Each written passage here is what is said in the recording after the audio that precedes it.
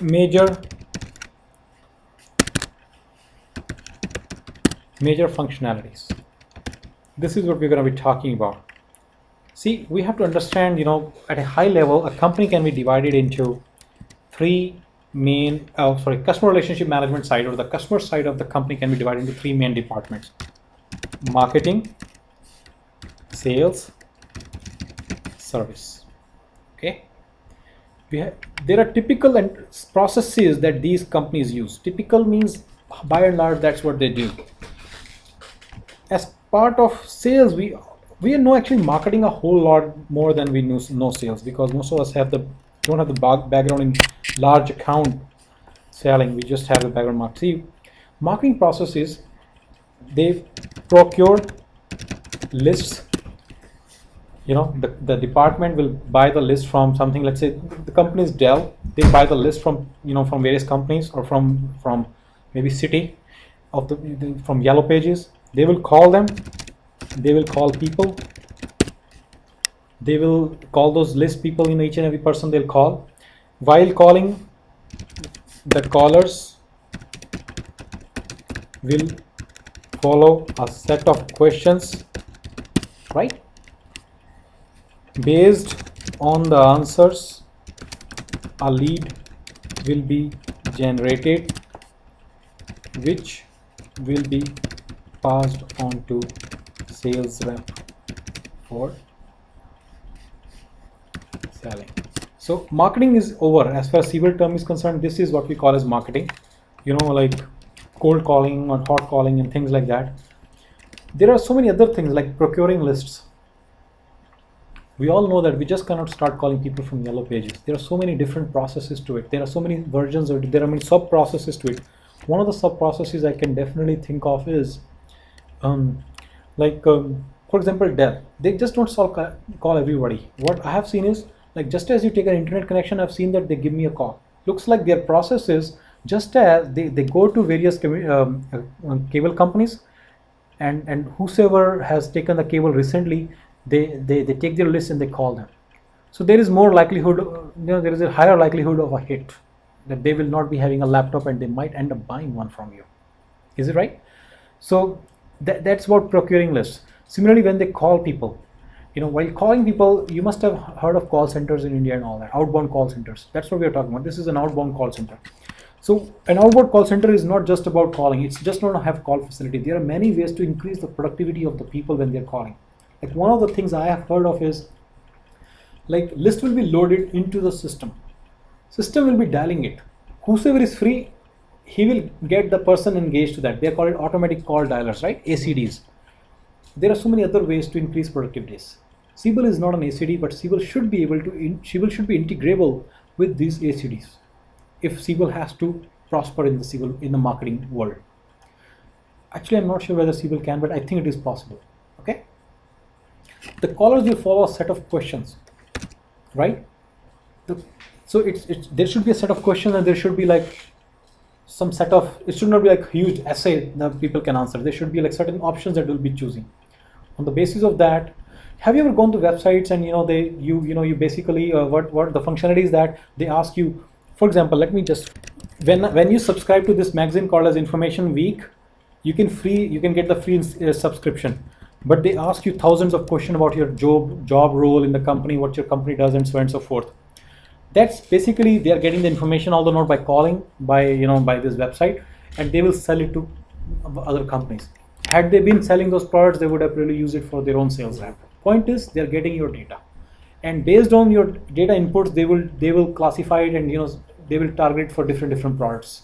They will target you for different products based on information that you give. For example, if you say I'm the CEO of the company and I'm the major decision maker for various business intelligence software, they will pursue you for business intelligence software. In this case, they will sell it to some business intelligence company. And by the way, from our perspective, you see that business intelligence company, if they are using Siebel, they'll buy it from this company, the list, right? That's what the whole thing we are talking about. So we understood that there is a set of questions, which, let me show you one here. Right? You see this set of questions? Mm-hmm. Right? Based on the answers to these questions, they will basically qualify the lead or determine, how good of a lead you are. Trust me, they get hundreds. Out of those, only 10 would be something that you want to look at. Other people would just be putting the data just like this. the way I'm doing it. Right? Sweet, right? So all these things, you'll enter. They basically, there's so many things. They'll keep asking this. I hate this website because they keep asking the same question over and over again till you really fill something out. So I always do like this.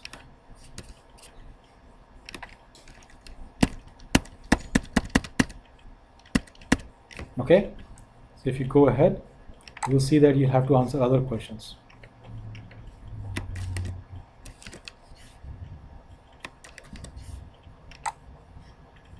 Right? See, they'll keep asking. So they sell this data to various companies basically. And if it was your website, you would probably use it to sell some other product. So you would cater those questions. These questions have to be very specific. You have to keep some certain things in mind while designing these questions. Important thing is these questions will be given by users. You're not the one who's going to tell them the process, which question should be asked. They will themselves decide.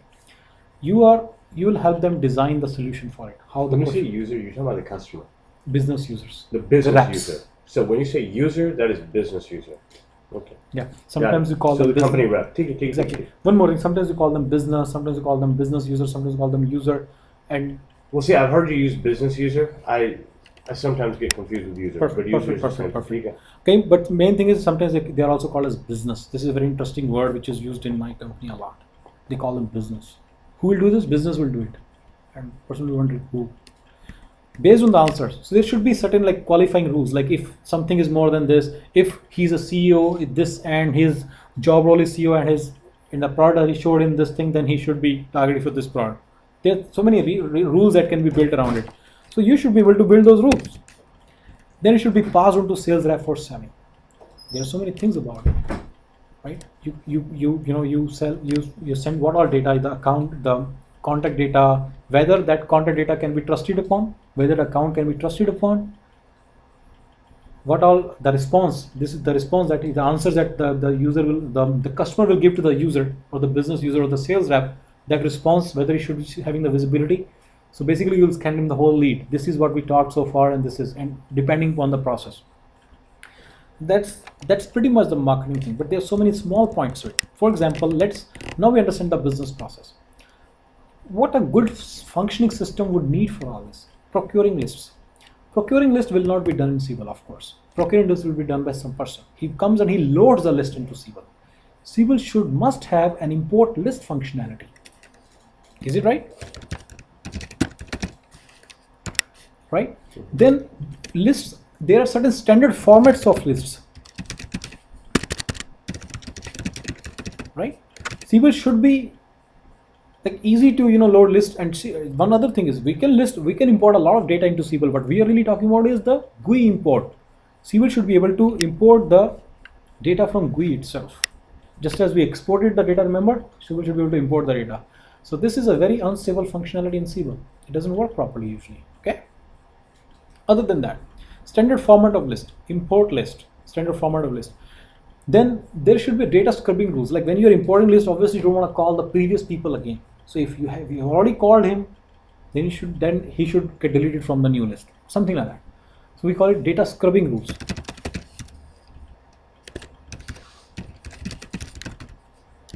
Okay. Then there should be certain data cleansing rules. For example, if phone number is not there, throw him out of the window, right? Do not call list. There is a do not call list registry in America. So we have to scrub this list against do not call, right? You don't want to call people who have registered themselves in do not call, right? So that's one thing. So there are so many things that come into picture. And okay, then we talk about ACDs. Okay, ACD integration. Okay.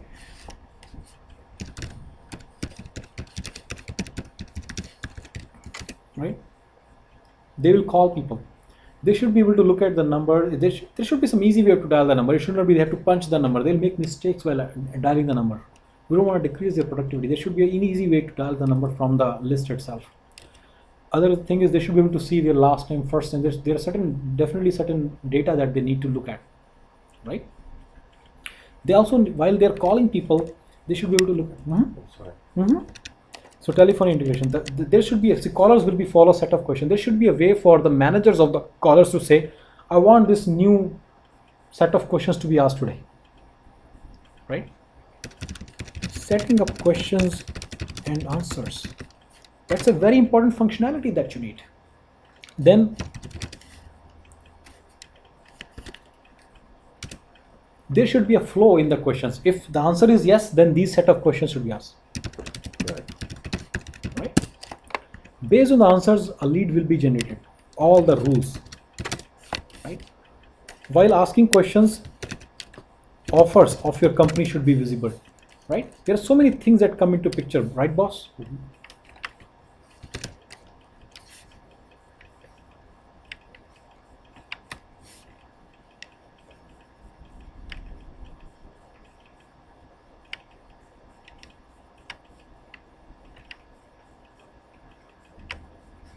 Okay, which will be passed on to sales rep for SAB.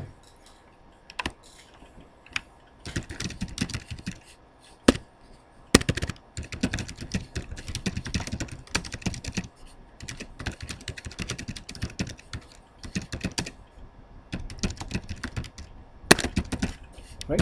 Some kind of automatic data transfer. We call it basically, I should not make it more complicated, auto or promotion. We call it promotion. The prospect or that lead gets promoted to an opportunity and a contact record, right? Right, now I'm familiar with that concept. Okay. Yeah. Same thing. Just once they qualify, it's, you know. Perfect. Same thing. We call this thing as prospect promotion. So this thing should be Siebel. How does Siebel do it? We will get into that too. Quite frankly, I'm worried about it. I'm not saying it's not important. It's definitely important, but your conceptual knowledge will help more. So. Okay, sales. Okay. In sales, they should be able to see the account, the contact whom they need to contact, the opportunity information entry. That is used for forecasting, right? Right. They need to be able to write activities that they need to do. If they want, they should be able to give various codes. They should be able to submit the order once the once the customer is ready to place the order. There's all these things, as you already know, there's a lot of sales work, and they should be able to collaborate with others.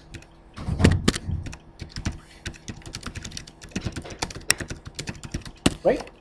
These are some of the major functionalities that you need for sales. Similarly, once the sale is made, then your service needs to be provided. Asset management. We talked a lot about it, right? Then service request management. Okay, service request management, service request routing. You know, right? That's a very big piece. Don't you hate it when you call AT&T and they say, hey, you know what? The billing department is this. Why don't you call this number instead? Oh, I hate it because their service request routing is horrible. Service request routing. There are so many other things that can come into picture, but right? Let me see. Right. Service request categorization is a very big piece. Okay, it's a very big piece. Service request categorization is very important. Like what area does it lie in? What, you know, like it's related to desktop, it's related to crash problems, it is related to power. This, you know, all these basically various drop-down values. You need to really do this thing properly, because towards the end, at the end of the month, they'll try to know what kind of problems are there in the systems, in their laptops that they sell, in the products that they sell, right? So area, sub-area, type, subtype of the SR should be entered very properly, and that helps in routing also. If you say it's related to desktop, it will go to the person who's related to desktop, right? So these are some of the things that I can think of. These are the major functionalities within these three horizontals. Siebel in all these three applications are basically integrated. Yes, if you see, these three things apply across the world. But for example, sales process. In this case, they don't enter opportunity in case of sample disbursement in case of pharma industry. Right, okay.